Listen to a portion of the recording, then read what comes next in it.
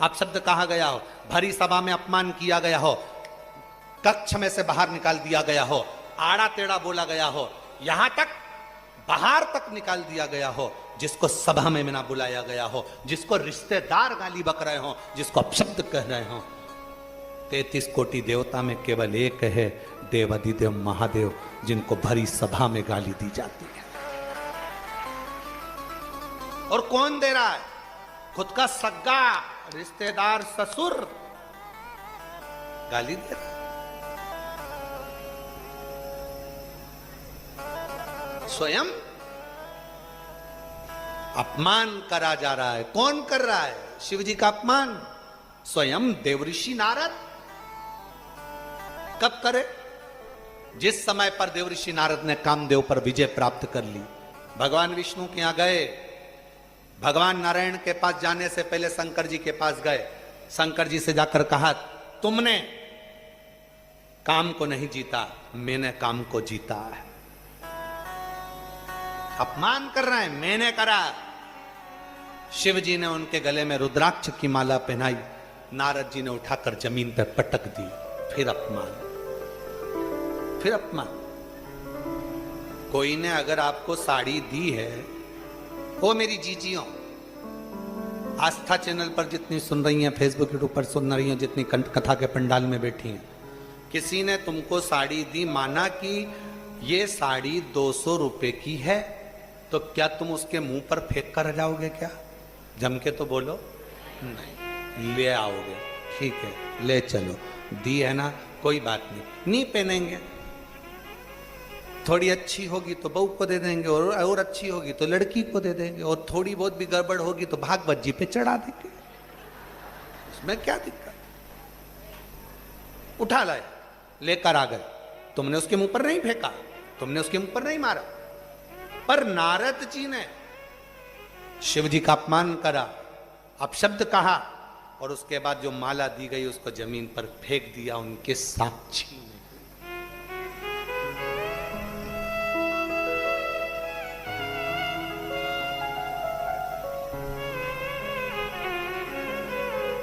कितना शंकर भगवान को और शंकर भगवान के भक्त को बहुत कुछ सुनना पड़ता है, बहुत कुछ देखना पड़ता है, बहुत अपमान सहना पड़ता है। जगत गुरु शंकराचार्य जी महाराज जहां जहां से निकलते थे, वहां वहां के विद्वान जगत गुरु शंकराचार्य जी को रोक कर कहते थे कि तुम हमारे साथ शास्त्रार्थ करो।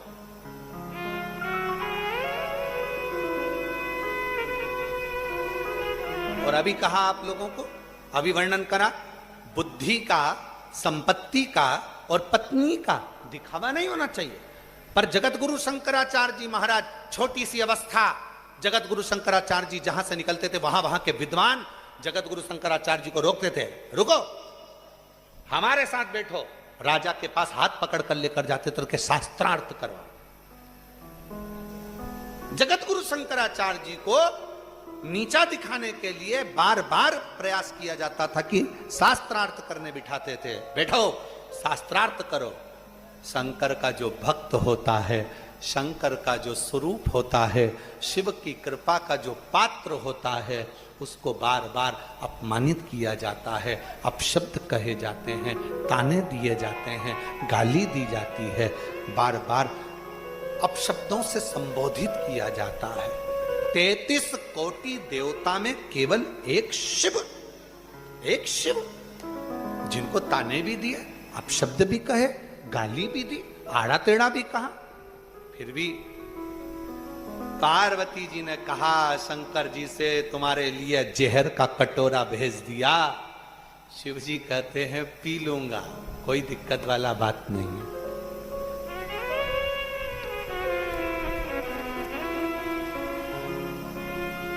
पार्वती जी बोली, जब इतनी गाली दी थी, तुमको अपशब्द कहा था, तो ये दक्ष प्रजापति को और सारे देवताओं को जहर पी लेना था, फिर क्यों शंकर जी के पास जहर लेकर आए? ये जहर तो तुम पियो ना। एक तरफ तो शंकर जी को गाली दे रहे हो, एक तरफ तो शंकर जी को अपशब्द कर रहे हो, एक तरफ तो शंकर जी का अपमान कर रहे हो, एक तरफ तो सभा में नहीं बुला रहे हो, एक तरफ तो सभा से बाहर निकाल रहे हो, और दूसरी तरफ जहर निकला तो शंकर जी के पास लगा दिया, और अमृत निकला तो खुद पी रहे हो। पियो। जो अपशब्द कहने वाले हैं उनको जहर। क्यों अपना बीपी बढ़ाती है? क्या मतलब? ऊंचा नीचा करने से क्यों मतलब? ये सोचने से फालतू की बात है। टेंशन ज्यादा लोगे तो शुगर हो जाएगी, बीपी हो जाएगी, थायराइड हो जाएगी। आधे से ज्यादा बीमारियां व्यक्ति को तो केवल आधे से ज्यादा बीमारियां व्यक्ति को ये टेंशन लेने के कारण है। इसीलिए कहते हैं टेंशन मेंशन नहीं लेना, मेंशन रहो। जिंदगी को मेंशन मय जियो, टेंशन में नहीं। क्यों चिंता करते?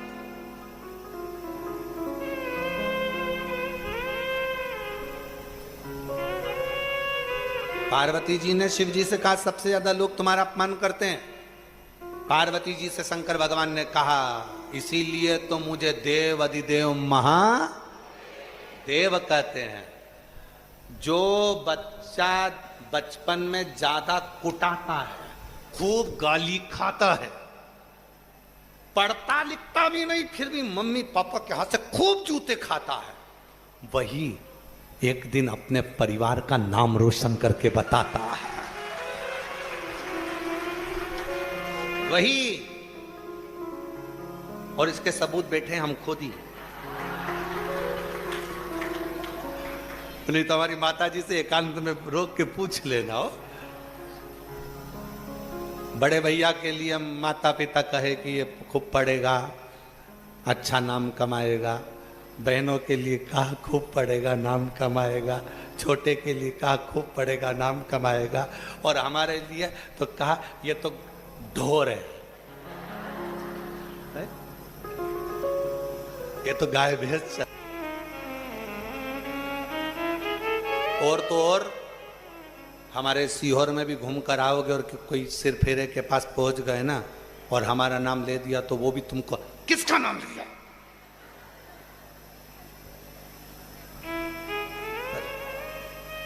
याद रखना, मरने से पहले उसी से पाला पड़ेगा, उसी से पाला पड़ेगा।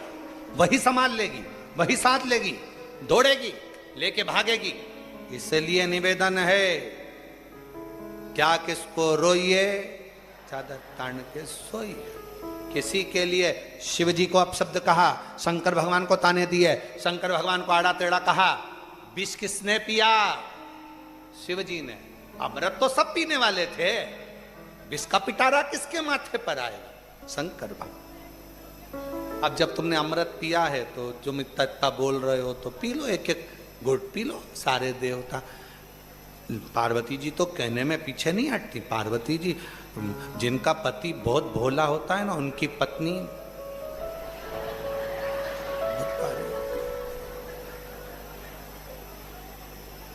हमेशा याद रखना, भोले को भोली नहीं मिली है। ये कभी मत सोचना कि कहते ना डॉक्टर की डॉक्टरनी, कलेक्टर की कलेक्टरनी, पटवारी की पटवारन, पंडित की पंडितायन। अच्छा, वो डाक देने वाले डाकिए की, अब उसका संबोधन क्या बोले उसके लिए? अब विचार करे। अब वो बोले भोला है, पति भोला है, पति भोला है, तो भोले के संबंध रिश्ता जो है ना वो परमात्मा ने अलग से जोड़ के रखा होता है। वो एक गीत था बहुत पहला पुराना, जोड़ी बनती है आसमान में, ऐसा कुछ गीत था, इस स्मरण में नहीं आ रहा। चूड़ी मिलती है दुकान में और जोड़ी बनती है आसमान में। वो परमात्मा, किसी को याद होगा गीत तो स्मरण में रहे। जोड़ी बनाने वाला बहुत समझ कर जोड़ी बनाता, बहुत सोच कर जोड़ी बनाता, उसने बनाई। पार्वती मैया को गुस्सा आया। ये देवता कहते हैं कि शिव जी का अपमान कर देते हैं, अपशब्द कर देते हैं, सभा में से बाहर निकाल देते हैं, यज्ञ करते हैं तो बुलाते नहीं मेरे पति को। जब मेरे पति को तुम यज्ञ में नहीं बुलाते, मेरे पति का अपमान करते हो, तो अब मेरा पति जहर नहीं पिएगा। पार्वती जी ने विष का कटोरा लिया, लेके पहुंच गई सीधे ब्रह्मा जी की पत्नी के पास। ब्रह्माणी ने पूछा ये क्या है? पार्वती जी बोली गिफ्ट, रख ले। जैसे ही उनको लगा इतना सोने का कलश, हीरे जड़े हुए रतन, इतना सुंदर गिफ्ट, उसमें भरा था विष। जैसे ही ब्रह्माणी ने संभाल के रखा, ब्रह्मा जी घूम कर आए। ब्रह्मा जी ने पूछा ब्रह्माणी से ये कलश कैसे रखा है? कि पार्वती देकर गई। ब्रह्मा जी बोले अब भी देखिया, अभी देखिया, पागल हो गई, छू मत लेना, जल्दी देखिया, जल्दी उठा, अभी क्या उठा, हम तो वहां रख के आए थे, तू लिया ही। फिर पहुंचा दिया पार्वती के। पार्वती में से बाहर निकल कर आए, अपने कक्ष में पहुंचे। जैसे ही उनने कलश देखा, इतना सुंदर है, इतना सुंदर, इसमें तो मैं पानी पीऊंगा। कौन देकर गया इतना सुंदर गिफ्ट? इंद्राणी बोली पार्वती जी आई थी देकर। इंद्र चक्कर खा के नीचे गिर गए। जैसे ही चक्कर खा के नीचे गिरे, इंद्राणी हाथ में वो कलश रखी थी जिसमें विष भरा हुआ था। चक्कर खाने वाले व्यक्ति पे पानी छीटा जाता है, इंद्राणी छीटने वाली थी, उठ गए इंद्र, ये मत छीट देना।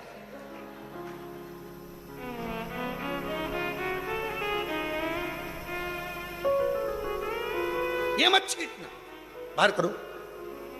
देखिए जल्दी से, फिर ले गई।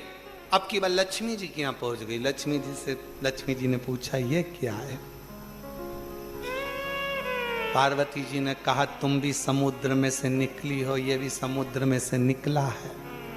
सब देवताओं ने हमारे घर पर दे दिया था, थोड़ा ज्यादा दिख रहा था, तो जब हमारे यहाँ पर बैंगन ज्यादा आ जाते हैं, अभी भाई हमारा एक तरबूज दे के चले गया इतने सारे, तो क्या करो? हमने कहा सबको बांट दो।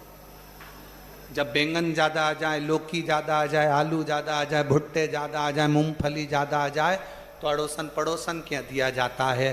पार्वती जी ने कहा एक कलश बहुत भरा हुआ था, तो हमने सोचा आधा तुम्हारे यहाँ दिया है, तुम्हारे। लक्ष्मी जी ने जैसे सुना ये तो हलाहल विष, अमृत तो भी निकला नहीं। लक्ष्मी जी तुरंत नारायण के पास पहुंची, चरण दबाते दबाते। नारायण जी ने आंख नहीं खोली, तब लक्ष्मी जी फिर चरण दबाती। किसी देवता की सामर्थ्यता नहीं है कि कोई पी ले। मां, विष केवल एक शिव ही पी सकते हैं। क्यों? जो अपमान सहने की सामर्थ्यता रखता हो, वो जगत का सारा विष पी सकता है, सारा विष पी सकता है, सब कुछ। जाओ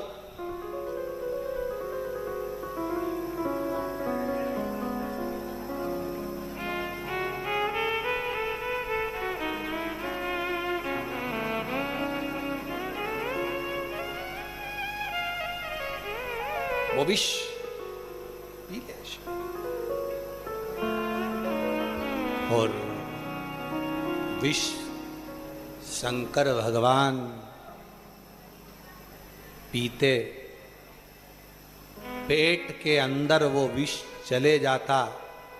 पेट में शंकर भगवान के पूरी सृष्टि थी, सब मर जाते, तो पार्वती जी कंठ में बैठ गई, विष को वहीं रोक लिया, और भगवान शंकर नीलकंठधारी बन गए। शिव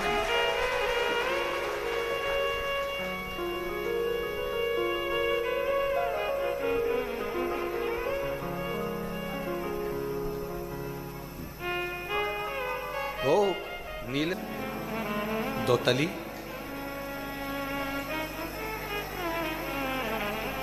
एक शब्द भी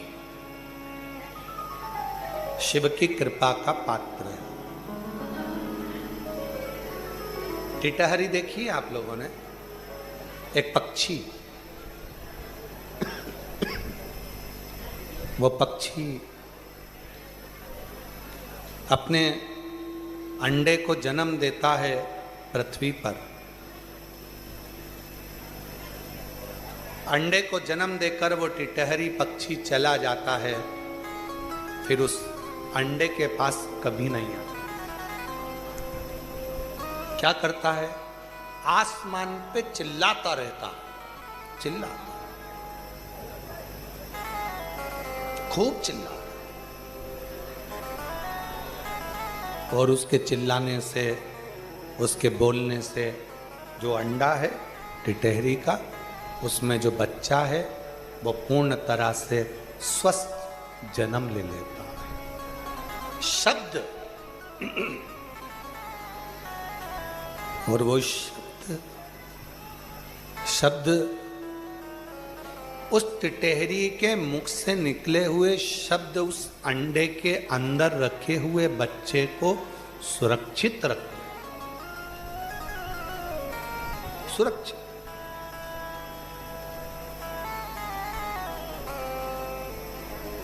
उसी तरह तुमरुका जी कहते हैं, दो तली से जब कहीं पर भी बैठ कर कोई शुभक्त श्री शिवाय नमस्तुभ्यम को कहता है, या पंचाक्षर मंत्र नमः शिवाय, षडाक्षर मंत्र ओम नमः शिवाय का उच्चारण करता है, शब्द का उच्चारण होता है, तो शिव की कृपा उस भक्त पर अपने आप होना प्रारंभ हो जाती है।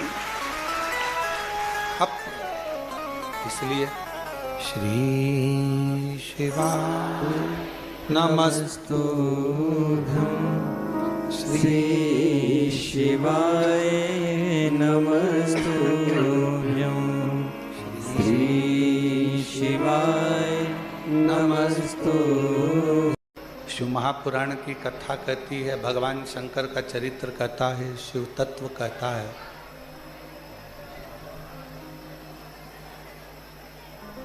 दूध को कीमत वाला बनाने के लिए भगवान ने उसको घी बनाया,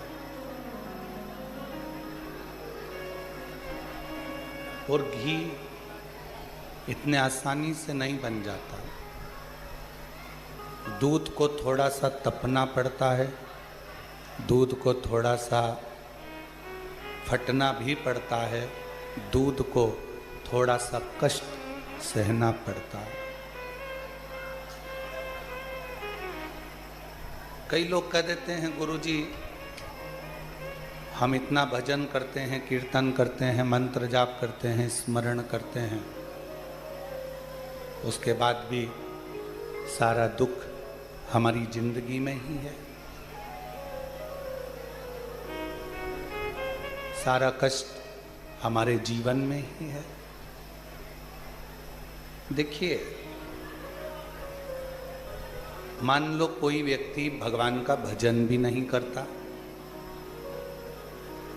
कोई मंदिर में जाकर एक लोटा जल भी नहीं चढ़ाता, कोई नाम जाप भी नहीं करता,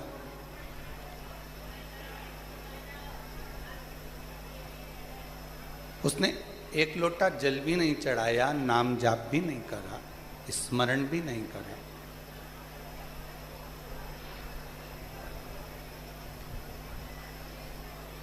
उसके बाद भी वो बड़ा सुखी है, उसको कोई कष्ट ही नहीं, वो बड़ा आनंद में।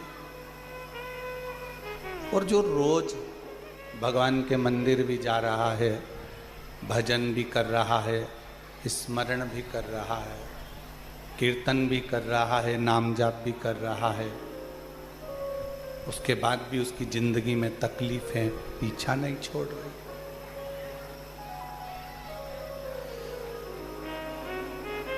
मिट्टी को जितना मूर्तिकार अच्छे से मसता है, उसको कष्ट देता है, उसको रोंदता है, मिट्टी की मूर्ति बर्तन उतना अच्छा बनता है।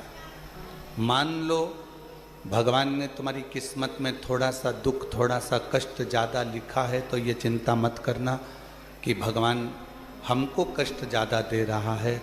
हो सकता है वो तुम्हारी मूर्ति वो कुछ अच्छा करना चाह रहा, वो कुछ श्रेष्ठ करना चाहता।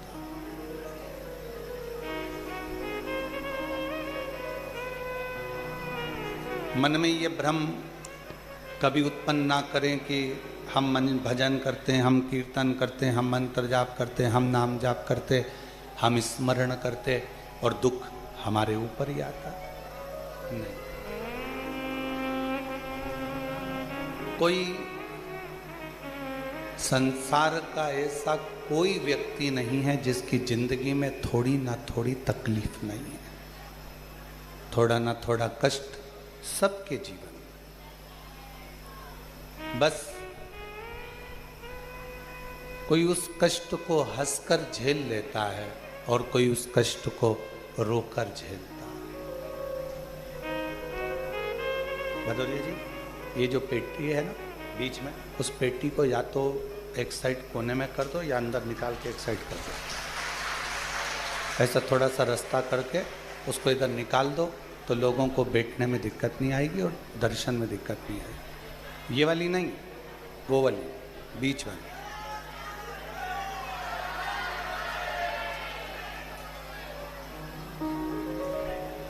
और मैंने तेरे ही भरोसे बाबा, तेरे ही भरोसे हवा विच उड़